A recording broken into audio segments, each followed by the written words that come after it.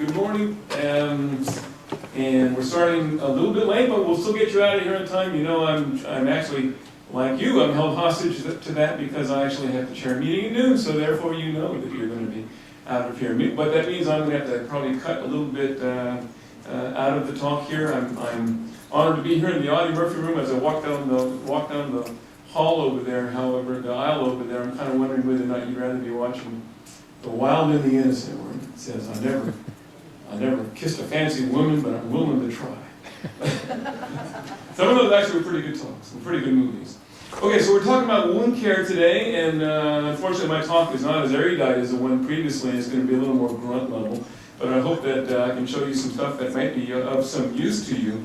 In background, I should say my background, I'm an infectious disease physician here at University in the VA, and I was in private practice for 18 months, and in my private practice for 18 months, I attended in a wound clinic for 2 afternoons a week, and it was phenomenal. I loved it. Probably the most fun part of my time in private practice because of the bad things we saw and the differences that we were able to make actually in the patients that we saw. We know that wounds are common. There is good data that wounds are bad. I don't mean to be too flippant about that, but they actually correlate with current morbidity, and they cause great morbidity, pain and dysfunction in the future, and they correlate and cause future morbidity and mortality. People die when they develop chronic wounds. Wounds, however, can be strikingly treatable, and all you have to do is pay attention to some elementary rules, and some of those elementary rules we're going to be going over today. So in my clinic, for instance, the median duration of all wounds before patients were referred to my wound clinic was about 6 months. They've been going on and on and on. Who's seeing them? Internists, geriatricians, family medicine doctors, surgeons. So everybody was out there, and they're following them for a long period of time. And they just couldn't get them closed, and they sent them in. Once they got into us, you can see the median duration. It took us about 6 weeks to close them. It's just following just general principles that we're going to go over here today. Everyone was shockingly happy. Everybody was tremendously satisfied. And I suspect for those of you who are clinicians and are going to be seeing some of these patients in clinic, if you are able to do some of these general principles, if you are able to do some of them, you may close some of them yourself. If you can't, what I strongly recommend that you do is that you do make referrals over to our wound clinic. Do we have any of the wound? I don't see any of the wound nurses here. Our wound nurses are our ostomy nurses. You can put in a wound clinic consult. I told myself I have to mention this because I didn't actually have it up on the slides. And if you call up on your wound on your patient menu for the order menu, it's under the general orders. It's like the diabetic menu and the I don't remember what kind of CHF menu. There's a CHF menu. Well, there's a wound menu, and that opens up, and you can pick it. There'll be an arterial wound selection. There's a diabetic foot selection, and the commonality amongst all of them is that they want you to try to handle things yourself for 30 days. But if the wound's been there longer than 30 days, that's when you can click and send them over there, which makes sense because there's some easy stuff you can do on the near side of 30 days. But beyond about 30 days, maybe those guys over there need to see them. Where is it? It's actually over in the 2M clinic. They run it over in 2M surgical clinic. The new, if I remember, that's where I think that's where the wound and the ostomy nurses actually see their clinic. So there are some simple interventions, and we're going to go through those. At least don't make the same common mistakes that a lot of people and actually get things worse. There's different kind of wounds. They typically heal at different speeds.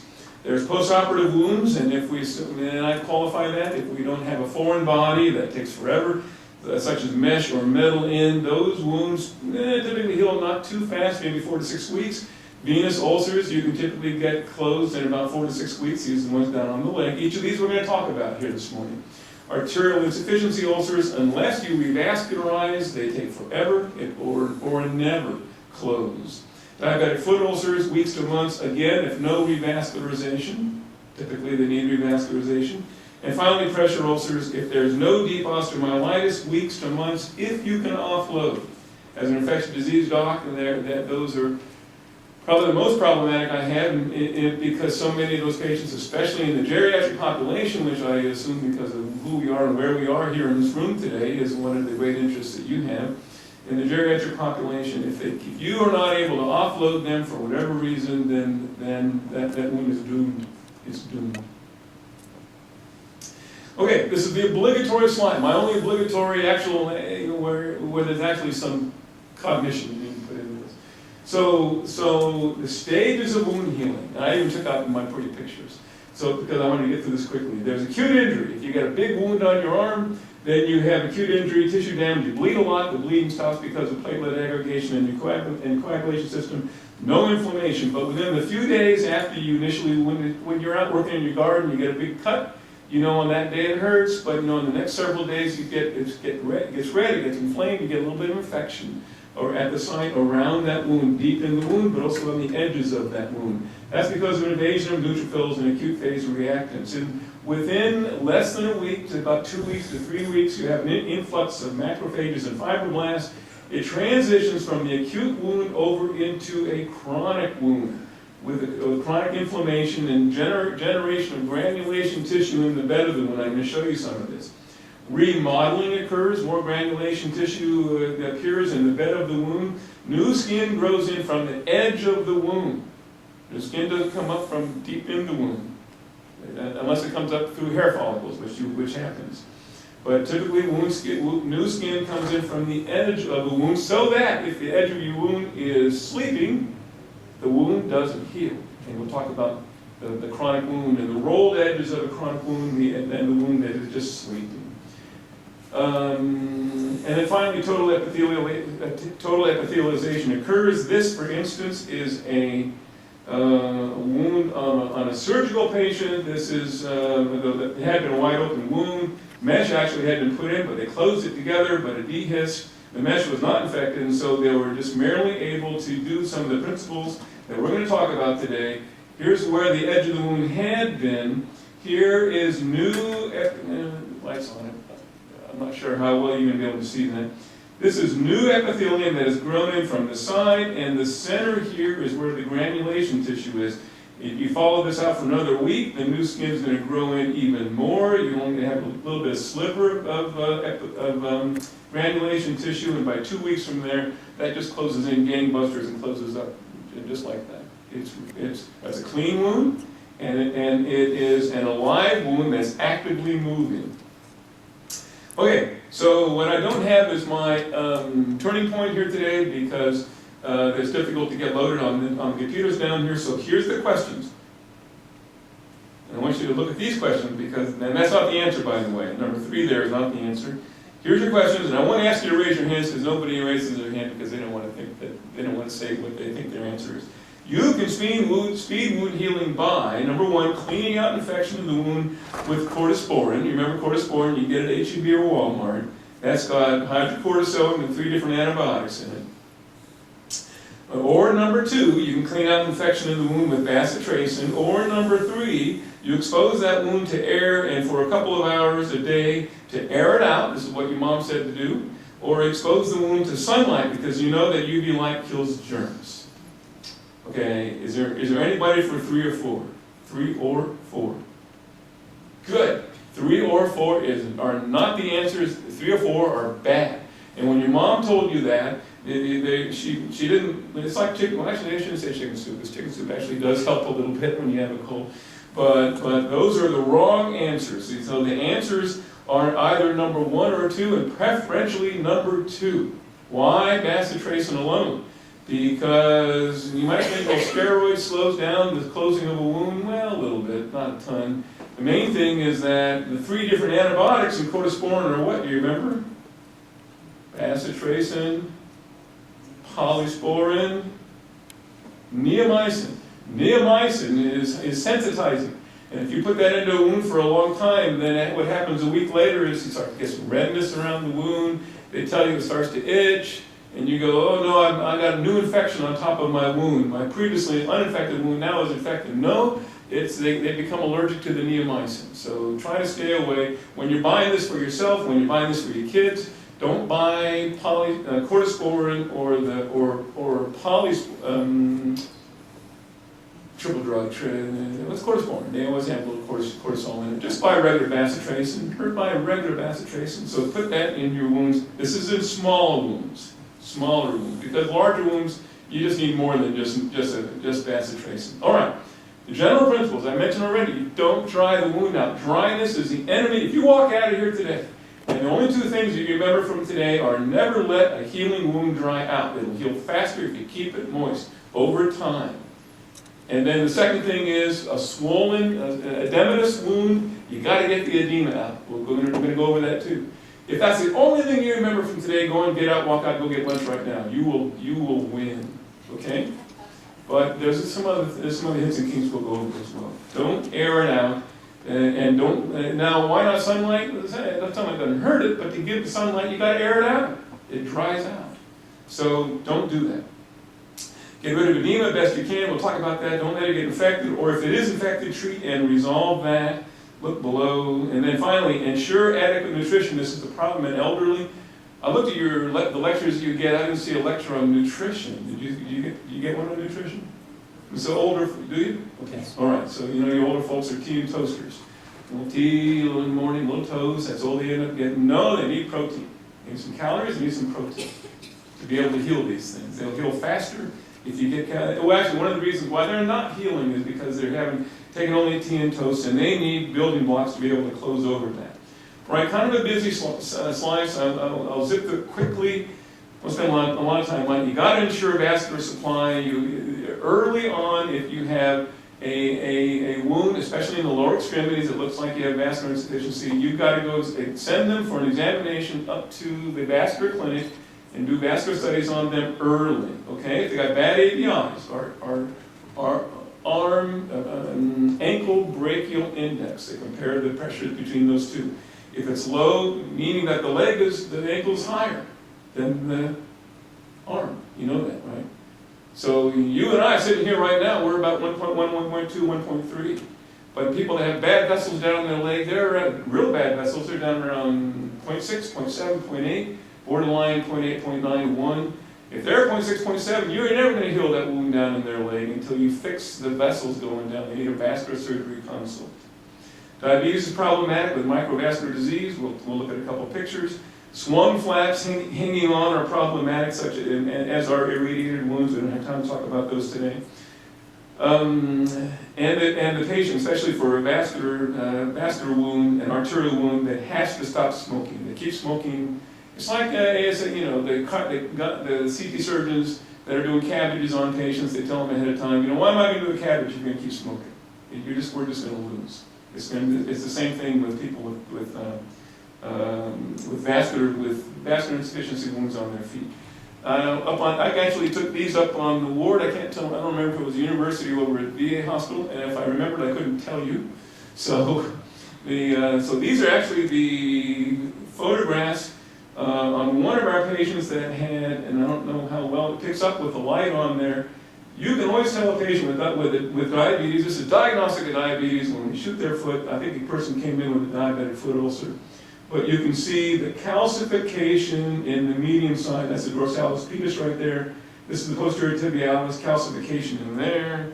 On the AP film, you can see calcium in the vessel going down between the toes. Diabetes not only causes problems with microvascular disease, but it causes a more rapid calcification and narrowing of the arteries in the medium-sized vessels as well. You've got a lot of problem with diabetes and getting blood down to the foot. The next few slides here are on infected wounds.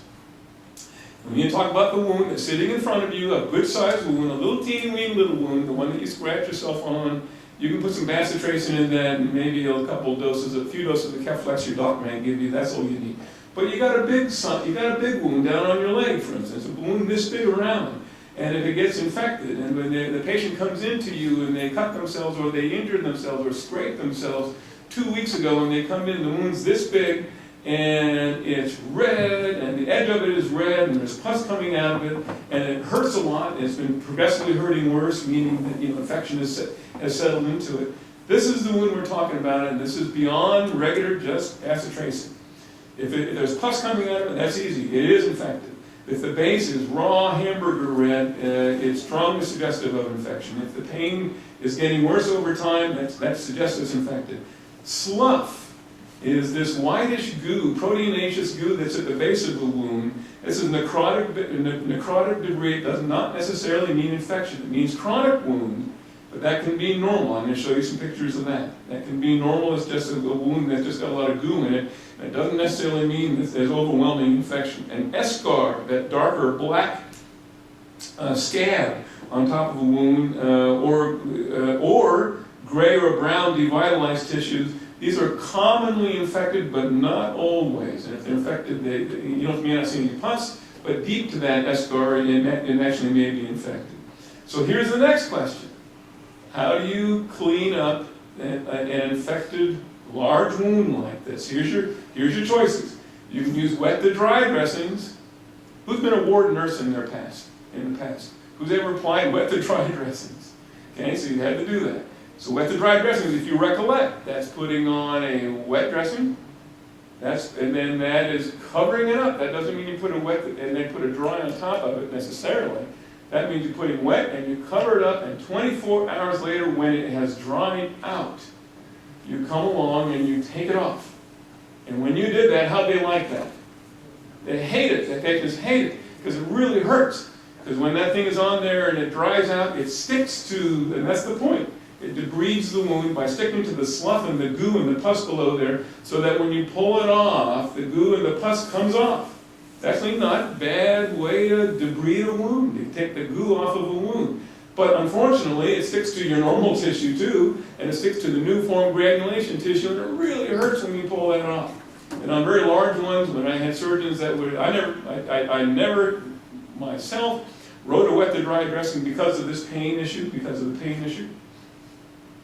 but I would be consulting on an inpatient, and the surgeon said, I'm going to use wet to dry dressing. So if I wanted to come by and have a look at the patient, I dope them up with morphine before I pull it up. You had to give that to me. It hurts so bad. All right, what about a large wound that's infected, oral or IV antibiotics alone? How about you smear a little bacitracin in there, cover it with a bunch of 4x4s? How about you wipe it out with gauze, and then once you get the goo out just by a simple debridement with gauze, you either put silvadene in there, which is silver sulfadiazine, Dakin solution, or povidone iodine, cover that with a non-adhesive gauze, and then put 4x4s and wrap it with Hypafix. So there's 4 choices then. Well, the answer is number 4. The answer is number 4. Oral or IV antibiotics, that won't do it alone. You got to debride it a little bit. Smearing a little bacitracin in there is just not enough, because you got to debride it a little bit. And so number 4 right there is doing a little bit of debridement. Which one of those solutions should you remember? It doesn't matter. Pick one, stay with it, find one that you like, that you feel comfortable with. Dakin solution, remember, is just bleach. It's just bleach. It's your household bleach, which is 10% bleach, sodium hypochlorite. And Dakin solution is diluted down at least 10-fold from down there to at least 0.11% or 20-fold down to 0.5%. Can you order all these in the pharmacy? Yes. You can order Dakin solution. You can order povidone iodine. You can order silvadene. It is the silver component, believe it or not, of the silver sulfadiazine that's active against bugs in there. These all kill bugs. These will directly kill bugs when you apply it to the wound. And it's the silver component actually that does that, not the sulfadiazine part to it.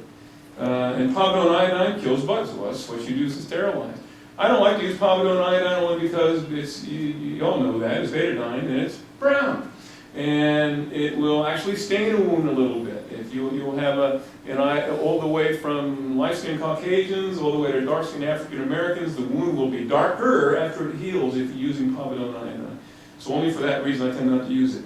This is what you do with an infected wound for the first 3, 4, 5 days. Just 3, 4, 5 days. Because by the end of that time, it's cleaned up. The infection usually is gone by that time.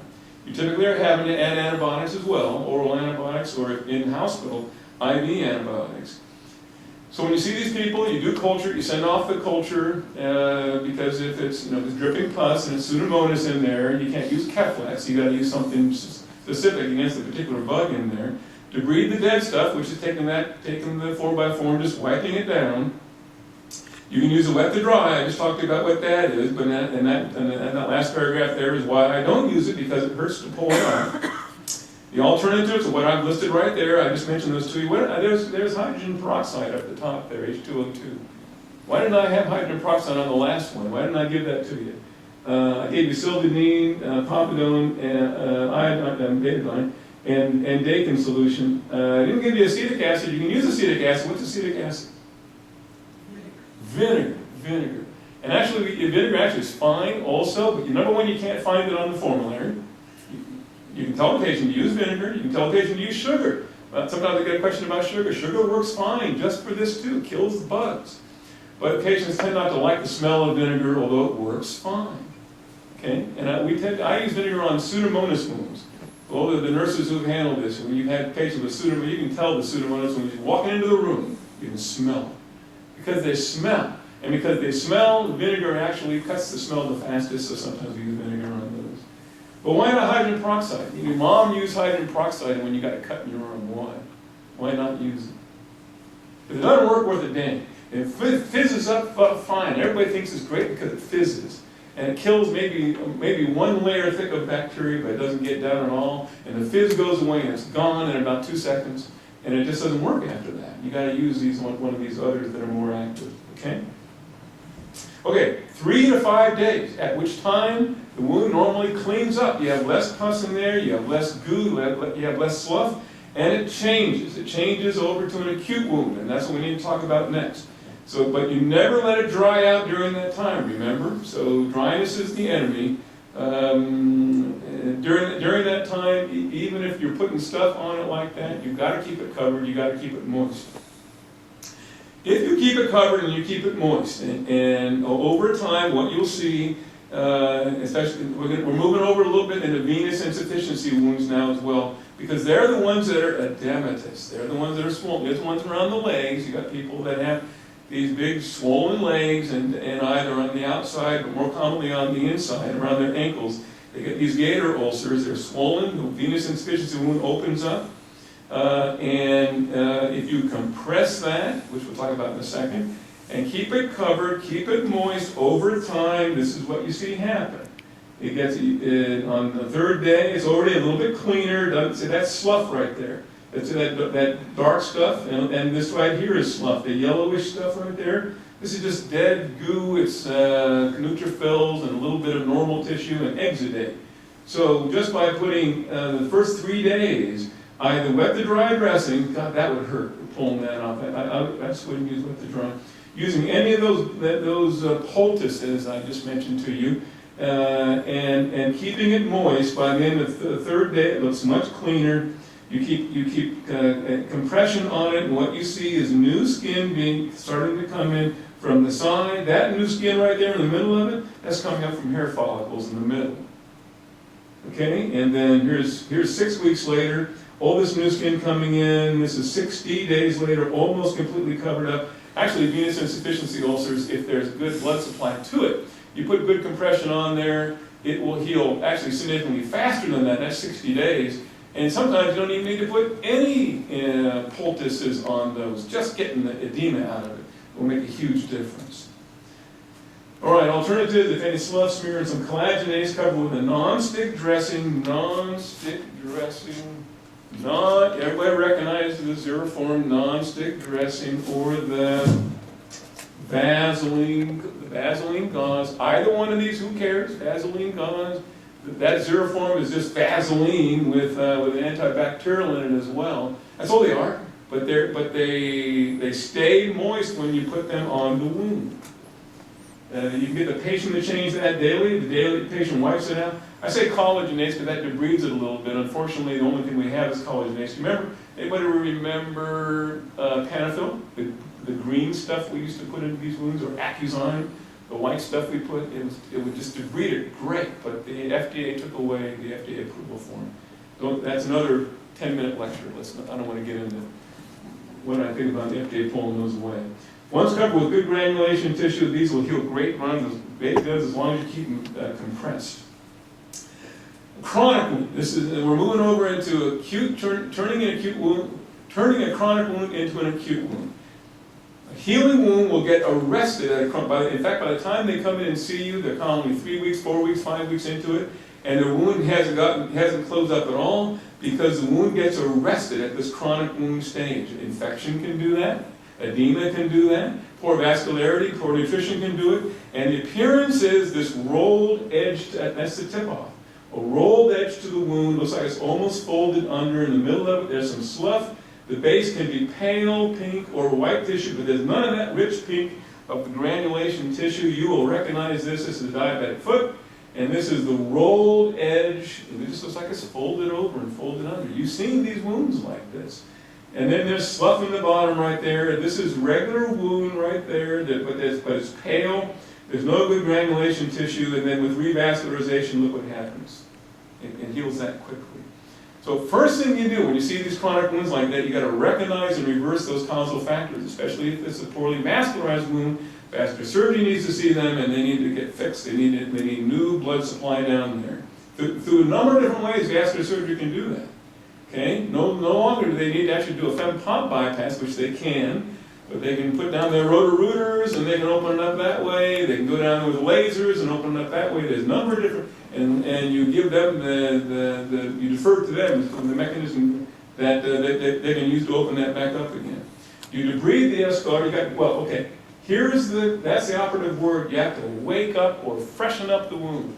Anybody ever hear a surgeon use the word freshen up the wound or wake up the wound?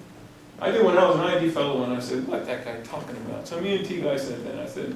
I said, "That's crazy." Well, about the time I heard that when I was an ID fellow, about 1990, there were actually studies beginning to come out that the debridement of a wound, which is going in there, taking the eschar out, scraping out that dead tissue, the slough, you numb it up. Lidocaine ointment, you can get that in your clinic. It's on the formulary. Lidocaine ointment makes it numb. It's just the same stuff you put, same stuff the dentist puts on your gum before they give you the first injection, but it numbs up the wound great. Then you come along with a number 11 or number 15, but well, we use the rongeur in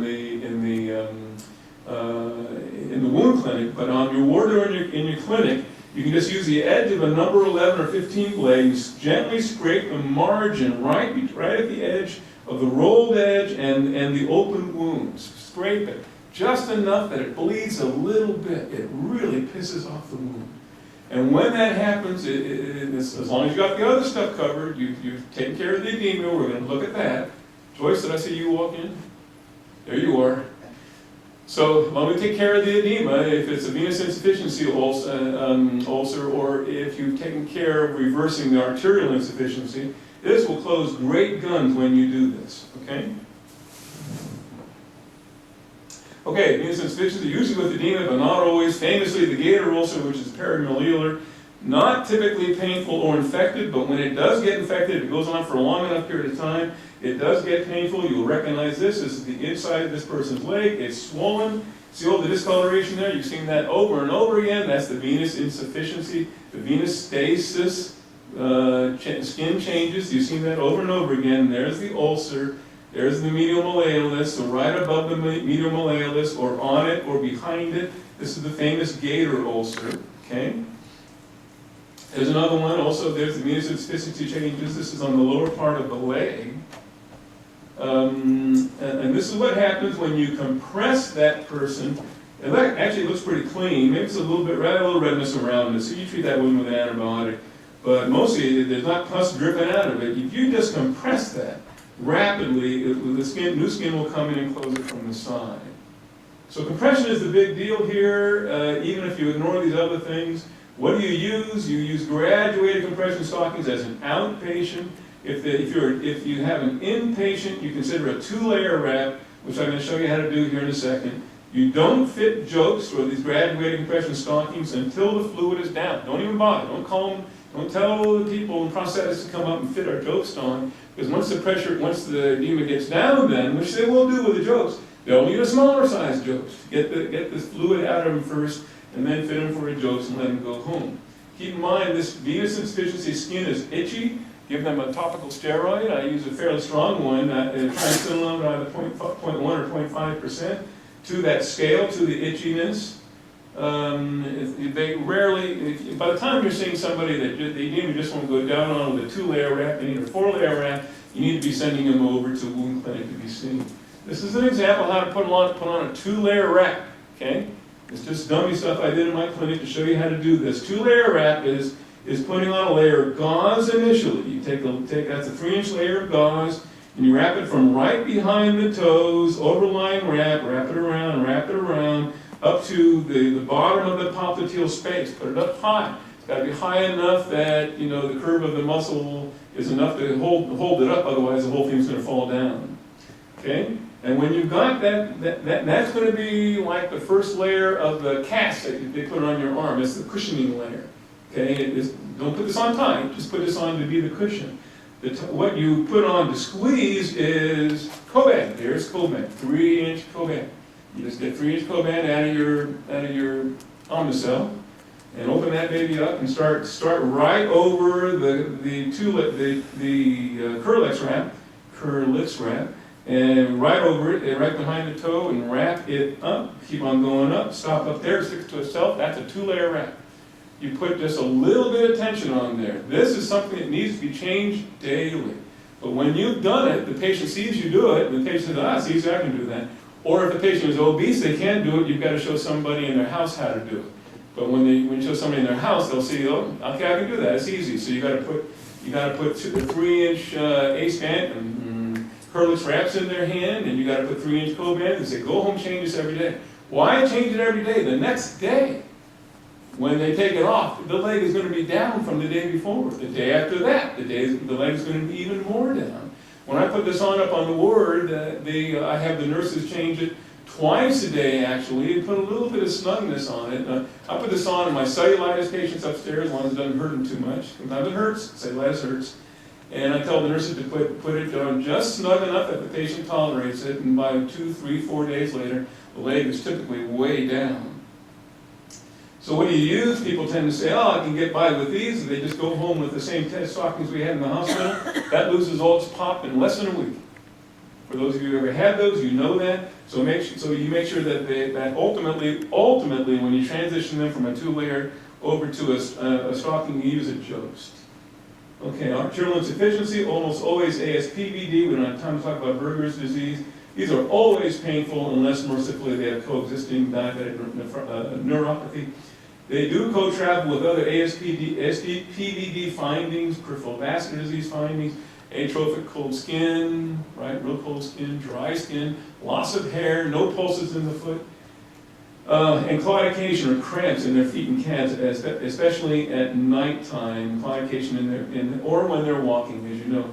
Better when dropped over the edge of the bed. That's a peculiarity. You say, oh, you'll come in the morning and they'll have a swollen leg because of their venous insufficiency, and you say, you got to keep that leg up on a pillow in the bed. You're going to come in the morning and the leg will be dropped over the edge of the bed and it's almost touching the ground. You say, what are you doing? And they say, I don't see good. If I put that leg up to keep the edema out of it, it really hurts. And so I put it down next to the bed, and my pain goes away. But if I put it down, I drop it over the edge of the bed, so it's touching and then I wake up an hour later because it feels more swollen because more edema goes into it. So I pick it up and put it back on the pillow. And then an hour later, I got to take it off and I put it back down again because it hurts. And they tend to go back and forth because if they have both venous insufficiency then, and edema, and arterial insufficiency, which does feel better when they put it down. It's a problem that they have. Okay, now that is that question. So there's arterial insufficiency ulcer. These actually, as I mentioned, they tend to be very painful. And you got to do all the previous stuff. If they're infected, you got to take the infection out, much like I showed you how to do before. These folks need pain medicine. Infection is very common in them because they've been open for a long time. And the bottom line is they will not heal unless you do that and that. Okay? Pressure ulcers, which is what, so we're going to spend a little time on pressure ulcers here, bounce off of diabetic foot ulcers, which we don't have a lot of time for, and then talk a little bit about wounds in the elderly.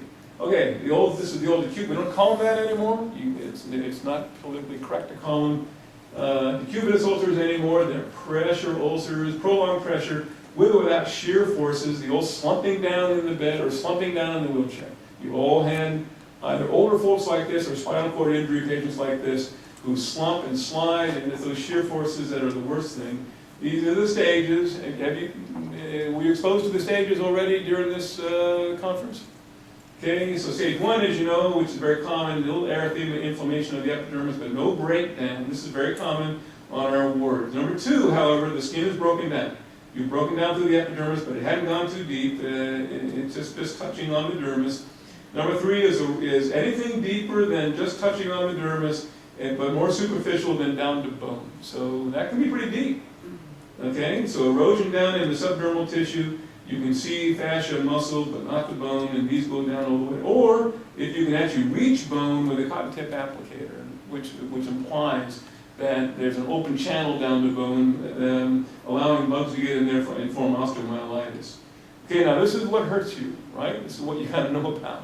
The Medicare rules are killing us. The new rules, of course, are that we don't get anything reimbursed by Medicare. If they're ready to go home after 10 days in the hospital, and then somebody looks and says, oh, they got a pressure ulcer, they need to stay another week, that next week is not reimbursed by Medicare, new Medicare rules. So we have that's an institutional pressure. To include some resources is one reason why we get Kin-Air beds, and the air beds, it's cheaper to buy those and prevent these. This is very blunt. I mean, it's different than the human reason, the humanistic reason, don't give them a pressure ulcer. There's a financial reason, don't give them a pressure ulcer. Okay, stage 1, a little bit red. Stage 2, I'm sorry it's not picking up very well under the lights here. Stage 2, step down, actually not very deep, but with offloading, gone in a couple of weeks. We'll talk about offloading in a second. Here's a malleolar pressure ulcer, common in our older folks that are lying over on one side and lying on one side all the time. You've seen these. Okay, so that's a stage 1, a stage 2, and that's a stage 2 or 3, depends upon how deep it goes. That looks like it goes fairly deep, might even go down the bone, I'm not sure. And you see that rolled margin to it? That's turned into the chronic wound. Okay, and the ischial pressure ulcer, see how shaggy that is? That's all necrotic tissue that needs to be debrided. If it goes down to bone, which I bet it does, it's calling it a stage 4. If it goes down to bone, that is a stage 4. It goes down to bone, it is a stage 4. This is, I think this is post-debridement, yeah. This is going in there and saying, how do you debride these things? If you see something like this in clinic, I mean, you can refer it for debridement. But can you debride this in your clinic? You know, you can debride that actually if it isn't too intimidating. And if you have time, because it's going to take you 30 minutes to debride that, you can debride that if it's relatively small, just by a suture removal kit. Get a suture removal kit. It has the 2 things that you need. Not great, but 2 things that you need. It's got a forceps in there, and it's got the scissors. The scissors actually work pretty well. Forceps and the suture removal kit don't work real well. Why? They have no teeth in them. So you got. I'm trying to debride these a lot, which is to grab it with the non-teethed forceps and it just slips out. But if you can grab it as best you can and then pull it out, tempt that dead goo out of there and just clip it off with the scissors, you can debride these and get these as best as possible down to a cleaner wound like this. And then take your 11 or your 15 blade, like I mentioned, and go around the edge just to the point, just slightly enough that it bleeds a little bit at the edge of the wound. Okay, this is a fairly clean one. This is post-infection cleanup and post-debridement, but it still has a chronic edge to the wound. How do I know stage 4? Because typically, you go in the back, you can see that. That's something that you put a glove on, you put your finger in, your fingertip is going to roll right along the edge of the bone. That's the stage 4.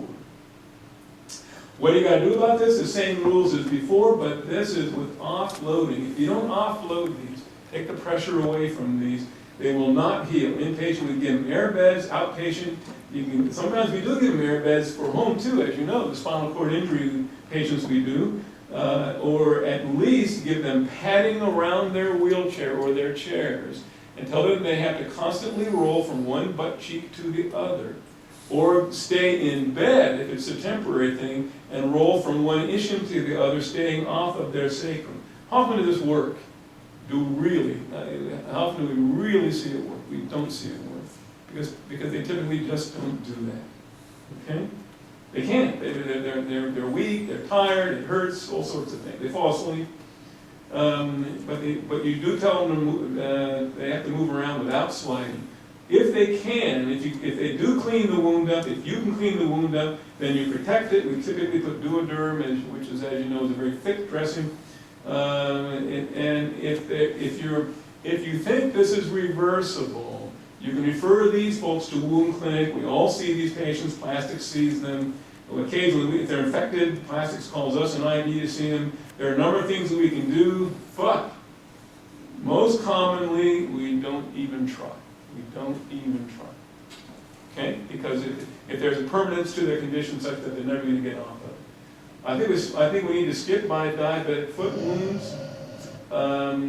You've seen a ton of these. They tend to be complicated by neuropathy, macrovascular disease. You recognize this. This is eschar over the first MTP joint. This is slough over the first MTP joint, a chronic wound. This is the same photograph I showed you before, which after revascularization, it heals up okay. And the bottom line with them is that you have to offload them as well. And you offload them with the fancy boots. With the boots, they tend to be either in front, rarely behind. The calcaneal diabetic foot wound is a real problem. And they're hard to offload. You can't. They have special boots where the calcaneus is hanging off into the air. And the patient's putting their weight on the middle of their foot and the front part of the foot. It's a special boot. But more commonly, these wounds are at the forefoot, and so you offload them with a boot that has the front hanging off into air. And they're offloaded that way. Those actually can be very helpful if you can revascularize them.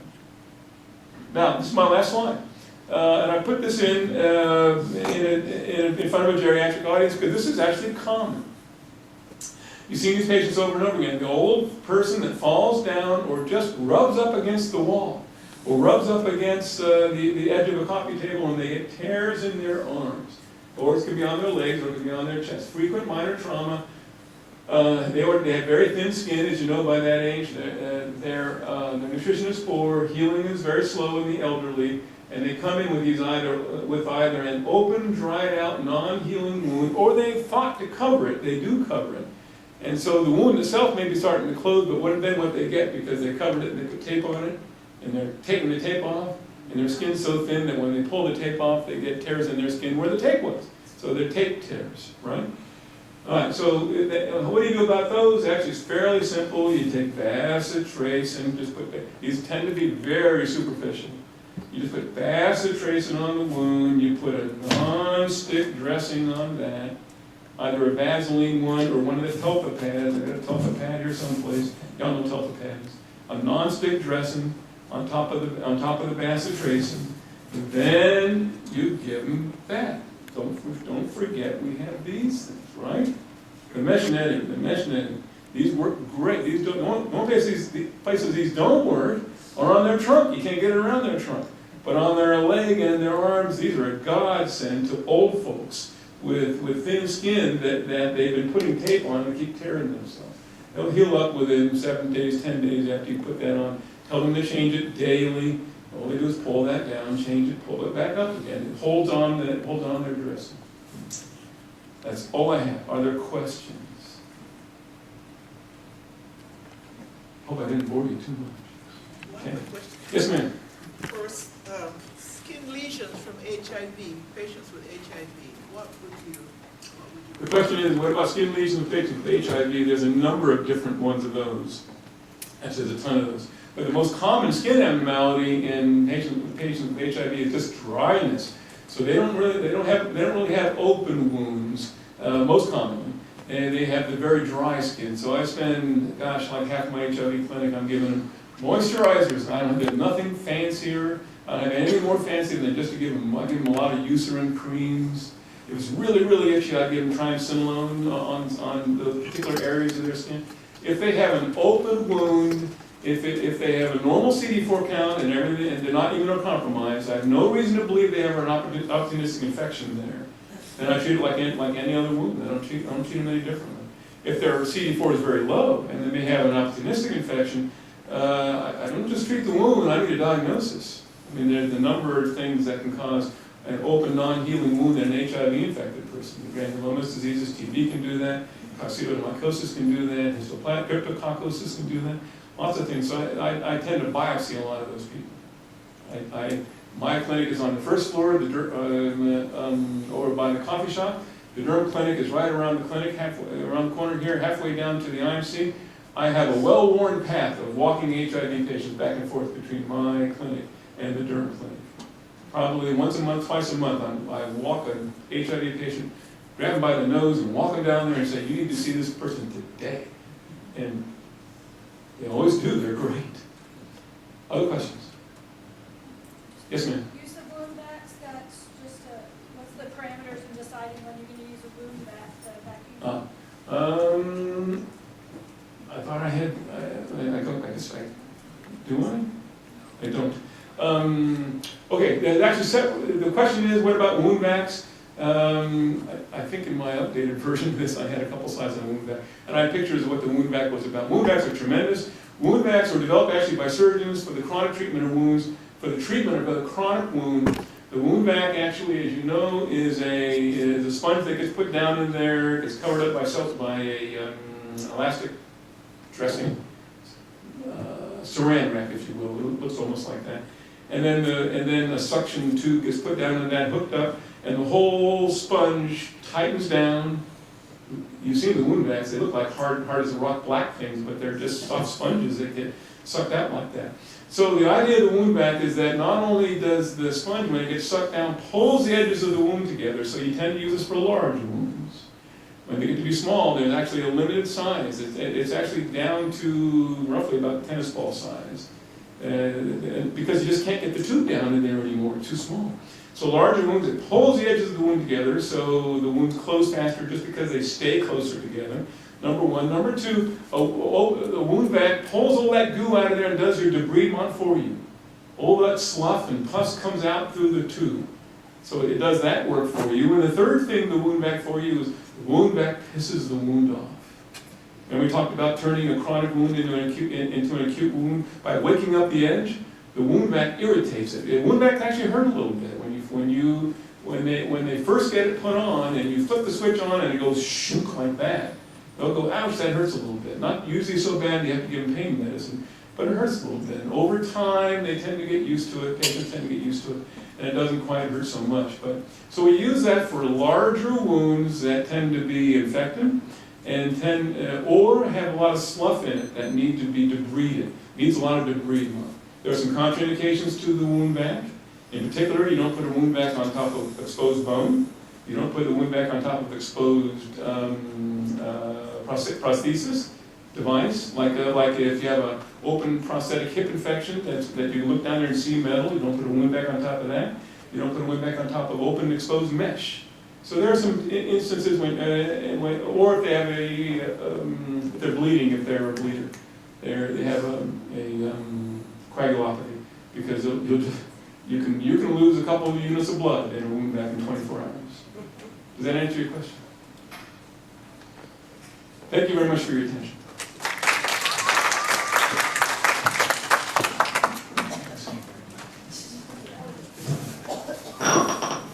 Okay, thank you very much, Dr. David. We appreciate the time.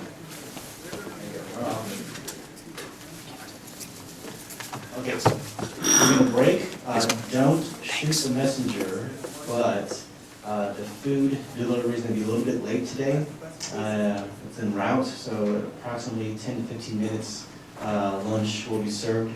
And Nora will give you a appropriate amount of time to have your lunch and eat it and to relax and to unwind. And have time to do all those things and come back in for the second half of today's presentation. So it is 12:03 right now, and given that it takes about 10 minutes to get up here, 10-15 minutes, we'll resume at approximately 1:10. So at 1:10 we're going to resume our talk.